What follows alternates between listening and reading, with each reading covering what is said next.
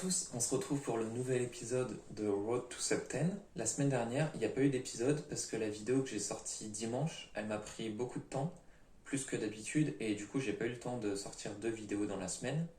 Et en plus j'ai pas eu le temps de faire beaucoup de Rubik's Cube parce que j'étais occupé, et du coup j'ai pas beaucoup progressé. Mais c'est pas grave, on va reprendre avec la vidéo de cette semaine. Donc pour le programme de cette semaine, je vais vous parler de ma progression et aussi des COLL, ce sera le thème de cette semaine. Donc pour mes résolutions, en début de semaine j'ai eu beaucoup de temps, du coup le lundi j'en ai fait 320 et j'ai réussi à battre mon AVG 100. Je suis descendu à 12,20 et j'étais vraiment hyper content parce que c'est la première fois que je bats mon AVG 100 mais en collant neutral. Parce qu'avant mon record de 12,24 il était fait en croix blanche seulement et maintenant j'ai réussi mais en collant neutral. Ensuite le lendemain, mardi, j'en ai fait 220 comme j'avais encore pas mal de temps et j'ai encore descendu mon AVG 100. Donc j'ai fait 12,14. Et par contre, ensuite, le mercredi et le jeudi, j'avais moins de temps. Mercredi, j'ai eu le temps de faire que 80 résolutions. Donc j'ai pas battu mon AVG 100, j'étais aux alentours de 12,20 à peu près. Le jeudi, j'en ai fait une centaine et j'étais à peu près encore à 12,20, 12,25. Et le vendredi, j'en ai refait pas mal, donc j'en ai fait 200 et je suis descendu jusqu'à 12,06. Donc je suis vraiment content parce que je suis bientôt sub 12 et ça serait vraiment cool si j'arrive à être sub 12 la semaine prochaine. Et ensuite le samedi j'ai encore fait 200 résolutions mais j'ai pas battu ma moyenne, j'étais plus vers 12,25 à peu près. Et du coup, mis à part mon AVG 100, cette semaine j'ai fait des bonnes moyennes AVG 5 et AVG 12 aussi. Et après j'ai fait aussi des bons temps, j'ai fait 2,8 secondes cette semaine. J'ai fait un 8,70 il me semble et un 8,34. Je vais vous faire la reconstruction juste après. Et pour le 8,34 j'étais vraiment content parce que c'est mon deuxième meilleur solve. Après j'ai fait plusieurs 9 aussi, même une fois j'ai réussi à en faire 2 à la suite, c'était la première fois que ça m'arrivait. Du coup j'étais vraiment content. Et en plus à ce moment-là j'ai failli battre mon AVG 3 mais après j'ai fait un 12. Et cette semaine aussi, j'ai refait un solve à plus de 6 de TPS, et c'est seulement la deuxième fois que ça m'arrive. Du coup, je suis vraiment content parce que mon TPS, il commence à augmenter, et du coup, c'est une bonne chose. On se retrouve pour la reconstruction de mon 8,34. Donc, je suis parti en croix blanche parce que j'ai vu qu'il y avait une paire ici. J'ai regardé la croix et j'ai vu qu'elle était simple. Ici, en faisant R', je peux mettre la rouge. Et la orange, elle va se retrouver ici avec le blanc ici et le orange là. Du coup, quand je mettrai la bleue en faisant F2, l'orange elle va se retrouver ici. Je pourrais directement la mettre. Ce qui mettra la verte ici. J'aurai plus qu'à faire un mouvement B pour la mettre derrière. Et on voit que tout le long de la croix, ma paire elle va presque pas bouger. Donc pour le R'F2, elle va pas bouger. Pour le L, elle va venir ici. Et ensuite, pour le B, elle ne va pas bouger. Du coup, j'aurai juste à la décaler ici, donc en faisant U' et à l'insérer. Du coup, c'est ce que j'ai fait. J'ai aligné ma croix et en même temps, j'ai inséré ma paire, mais j'ai déjà vu cette paire que je vais faire ici. Là, je vois celle-là, donc je me dis que je pourrais peut-être faire un keyhole.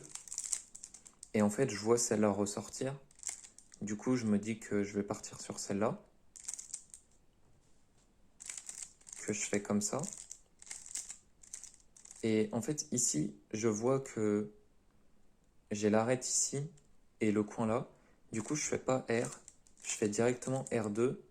Et ici, je pousse bien avec mon index gauche. Ici, je vois que je vais avoir une T sûrement. C'est celle-là. Du coup, j'enchaîne. Et là, je vois que j'ai une A que je fais. Donc maintenant, je vais vous montrer mes COLL. Donc déjà, qu'est-ce que c'est une COLL? Une COLL, en gros, déjà, c'est une OLL, mais une OLL cross.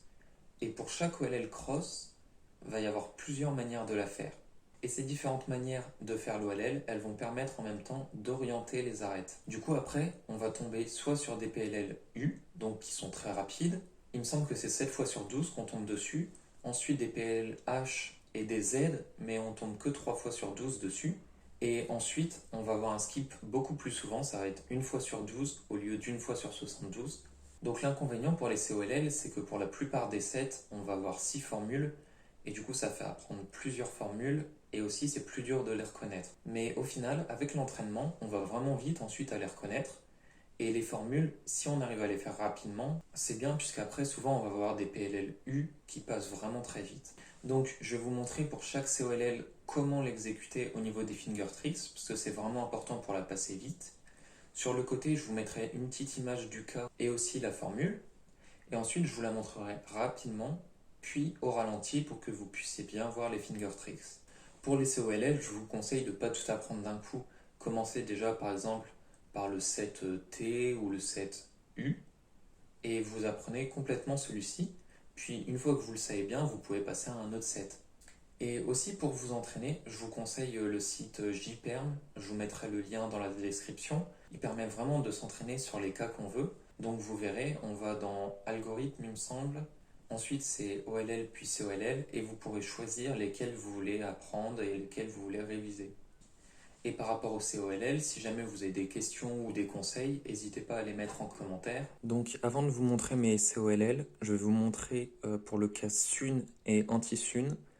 Je fais pas de COLL parce que c'est pas forcément rentable. Ces deux OLL, elles vont très vite à faire et du coup, apprendre les COLL, c'est pas forcément rentable.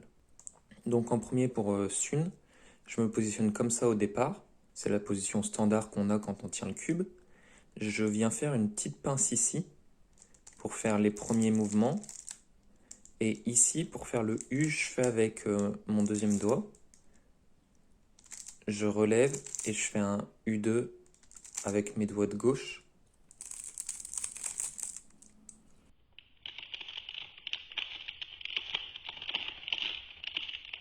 Et ensuite pour l'anti-SUN, je fais R, U2 avec les deux doigts de la main gauche, R', U', R.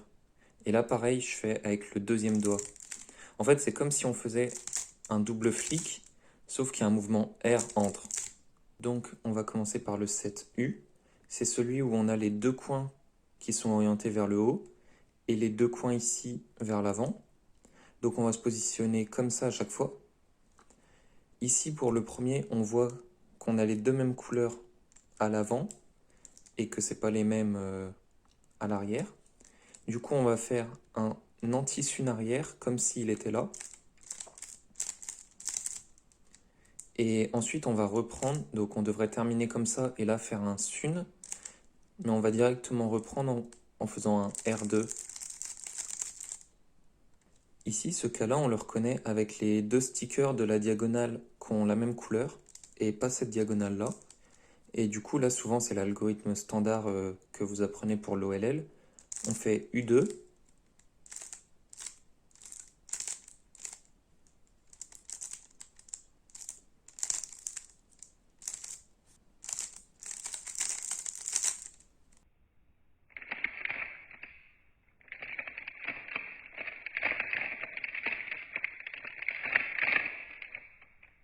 Ensuite, on fait cette diagonale.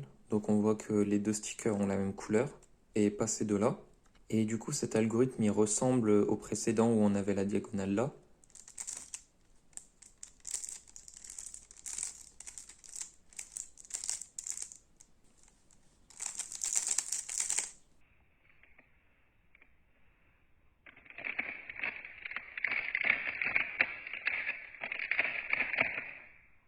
Ensuite, on a le cas où les stickers des deux diagonales sont les mêmes.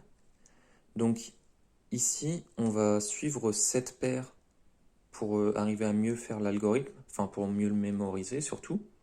Donc on fait F, on va insérer la paire ici. Ensuite, on va décaler la tranche U, ressortir la paire, repousser la paire. Ensuite, on va insérer ça. On voit que c'est la paire de F de L qui doit aller là. Et on va faire F'. Et ici, on a deux options de finger tricks. On peut donc faire comme ça. Et ici, pour faire le U, on peut soit faire le U comme ça, soit ici en poussant. Donc c'est comme on veut.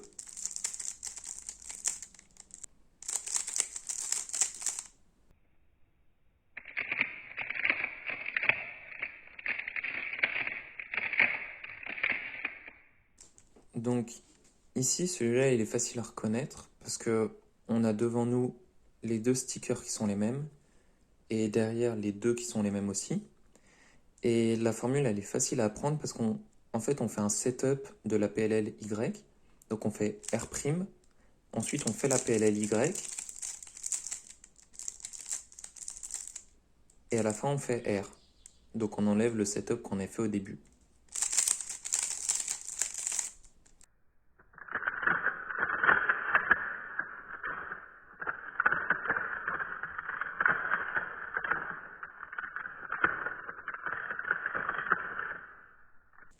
Donc pour le dernier cas, on voit que les deux stickers au fond sont les mêmes et devant c'est pas les mêmes.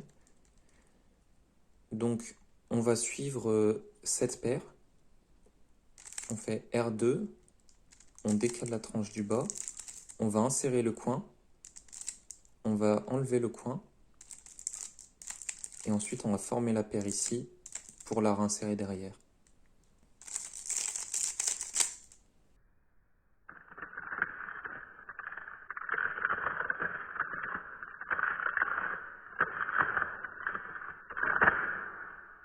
Ensuite, on va faire les COLLT.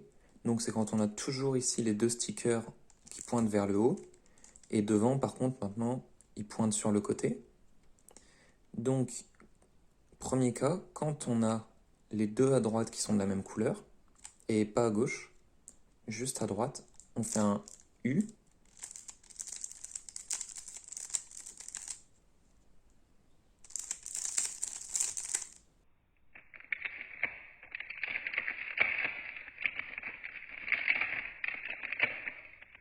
Ensuite, on a le même à gauche. Donc, c'est quand les deux stickers à gauche ont la même couleur et pas à droite. On fait un U'. Et ici, on remonte bien avec le pouce.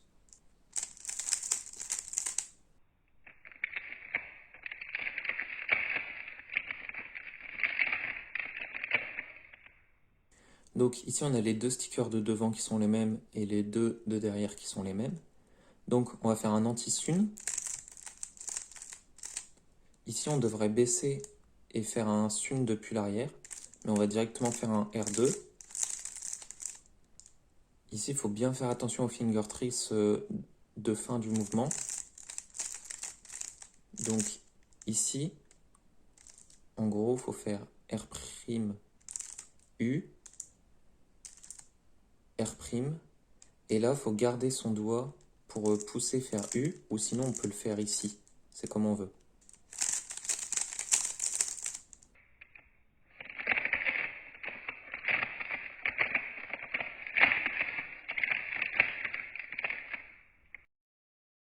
Donc ici on a les deux stickers de droite qui sont les mêmes et les deux stickers de gauche qui sont les mêmes. On va suivre cette paire. Donc au départ on va la casser. Et au lieu de la casser seulement comme ça, quand on est ici on va faire un R2. Ensuite D. R' avec les deux tranches U2. R avec les deux tranches. On va ramener notre coin qu'on avait enlevé. Et maintenant ici on va faire ce 4 base. Donc ici on voit que c'est le 4 base mais on va le faire directement avec un R2.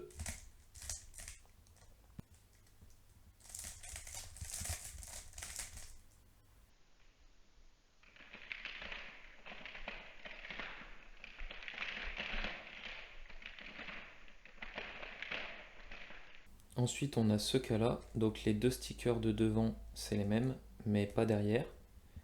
Donc, on va sortir la paire de derrière. Ensuite, on va l'amener devant à gauche. On va lever cette paire qui forme celle-là, donc on va l'insérer. Et ensuite, on insère cette paire.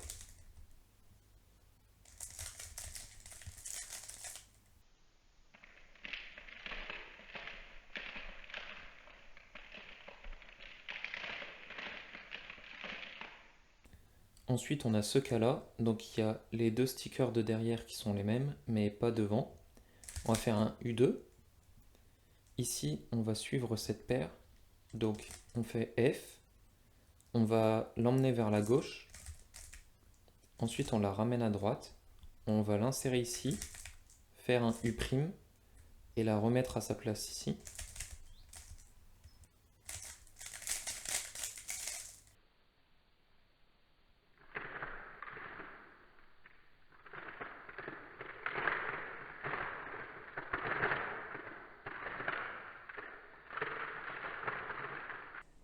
Du coup, j'espère que cette vidéo vous aura plu. J'espère que vous aurez appris pas mal de choses sur les COLL parce qu'une fois qu'on les connaît bien, ça peut être vraiment utile. Et du coup, je suis content parce que cette semaine, j'ai vraiment bien progressé. Je suis passé de 12,24 à VG100 à 12,06, donc bientôt sub 12. Aussi, j'allais oublier, chaque semaine dans l'épisode Road to Sub 10, j'ai un sujet, un thème principal. Du coup, si vous avez des idées pour les prochains thèmes, n'hésitez pas à me les dire en commentaire. Comme ça, je pourrais peut-être en prendre pour la semaine prochaine ou pour des semaines, mais plus tard. Du coup, je vous dis à la prochaine vidéo et bonne semaine à tous.